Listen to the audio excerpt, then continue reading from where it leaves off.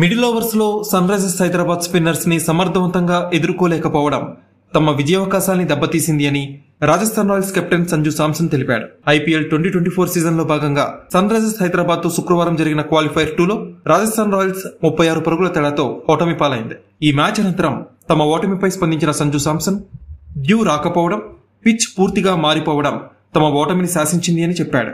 శాంసన్ మాట్లాడుతూ, ఇదో big match. మా బౌలింగ్ ప్రదర్శన పట్ల గర్వపడుతున్నాను. బ్యాటింగ్ వైఫల్యం మా ఓటమిని శాసించింది. ముఖ్యంగా మిడిల్ ఓవర్స్ లో సన్ రైజర్స్ స్పిన్నర్స్ ని ఎదుర్కొనేందుకు మా దగ్గర ఆప్షన్స్ లేవు. అదే మా పతనాన్ని శాసించింది. డ్యూ వస్తుందని మేమందరం ఆశించాం, కానీ రాలేదు.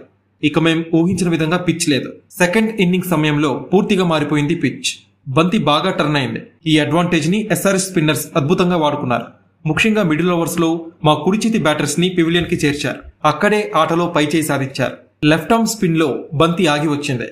మా బ్యాట్స్మెన్ రివర్స్ స్వీప్ షాట్స్ తో పాటు క్రీజ్ ని బాగా ఉపయోగించుకోవాల్సిందే. ఈ సీజన్ తో పాటు గత 3 ఏళ్లుగా మేము అద్భుతమైన ప్రదర్శన కనబరుస్తున్నాం. ఇదంతా మా ఫ్రాంచైజీ గొప్పతనం వల్లే సాధ్యమైంది. దేశానికి మేము ప్రతిభ కలిగిన ఆటగాళ్ళని అందిస్తున్నాం. రియాన్ పరాగ్, ధ్రువ్ జురెల్ భవిష్యత్తులో టీమిండియా తరపున కూడా రాణిస్తారని సంజు శాంసన్ పేర్కొన్నాడు. ఇక సందీప్ శర్మ ప్రదర్శన నాకు చాలా సంతోషాన్ని ఇచ్చింది.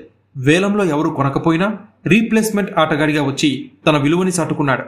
గత 2 ఏళ్లుగా సందీప్ శర్మ గణాంకాలు పరిశీలిస్తే బుమ్రా తర్వాతి బౌలర్ గా కనిపిస్తాడు. ఫైనల్ మ్యాచ్ లో కేకేఆర్, ఎస్ఆర్హెచ్ కి ఈ పిచ్ కండిషన్స్ సరిగ్గా సరిపోతాయి. పవర్ ప్లేలో ఎవరు పై చేయి సాధిస్తారో చూడాలి. ఎస్ఆర్హెచ్ బ్యాటర్స్ దూకుడుగా ఆడి మ్యాచ్ ని లాగేసుకుంటారు. కేకేఆర్ కూడా చాలా ఆత్మవిశ్వాసంతో ఉంది. ఉత్సాహంగా ఎదురు చూస్తోంది. ఫైనల్ మ్యాచ్ గొప్ప గేమ్ గా ఉండబోతుందని సంజు శాంసన్ చెప్పుకొచ్చాడు.